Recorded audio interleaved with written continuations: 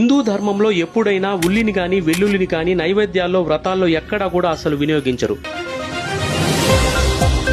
సాగర మదనం తర్వాత విష్ణు భగవానుడు మోహిని రూపంలో అమృతాన్ని దేవదేవతలకు పంచుతుండగా రాహు పేరిట ఉండే రాక్షసులు వాళ్ళ రూపధారణలను మార్చి దేవదేవతలు ఉండే వరుసలో నిలబడిపోతారు. ఎప్పుడైతే విష్ణు భగవానుడు దేవదేవతలకు అమృతాన్ని పంచుతున్నారో పొరపాటున ఈ రాక్షసులకు కూడా అమృతాన్ని పంచుతారు. విషయాన్ని విష్ణు భగవానుడు గ్రహిస్తారో అప్పటికే ఆ రాక్షసులు అమృతాన్ని సేవిస్తుంటారు. ఇక ఆలస్యం చేయకుండా విష్ణు భగవానుడు తలలను తక్షణమే ఖండిస్తారు. ఎప్పుడైతే తల ముండెం వేరవుతుందో ఆ క్షణమే రాక్షసులు చనిపోతారు. కానీ తల వేరవడంతో ఆ తలలో ఉండే అమృతపు బిందువులు కొన్ని భూమి మీద పడి వెల్లుల్లి ఉల్లిపాయలుగా ఉత్పన్నమవుతాయి. దీనివల్లే వెల్లుల్లిని ఉల్లిని పాతకాలం నుంచి అమృతంగా సంబోధిస్తారు. అందుకే మన పురాణ వైద్యులు ఎక్కువ మొత్తంలో ఉల్లిని వెల్లుల్లిని అనారోగ్యంతో ఉండే రోగులకు నయం చేయడానికి ఎక్కువగా వాడతారు. కానీ చాలా వరకు భగవంతుడి సేవకు గాని నైవేద్యాలు కానీ ఎక్కడా కూడా వీటిని ఉపయోగించరు. ఎందుకంటే ఇవి రాక్షసుల నోటి నుంచి ఉద్భవించే అవశేషాలుగా భావిస్తారు. ఫ్రెండ్స్, తప్పకుండా ఇలాంటి మరిన్ని విషయాల కోసం లైక్ అండ్ సబ్స్క్రైబ్.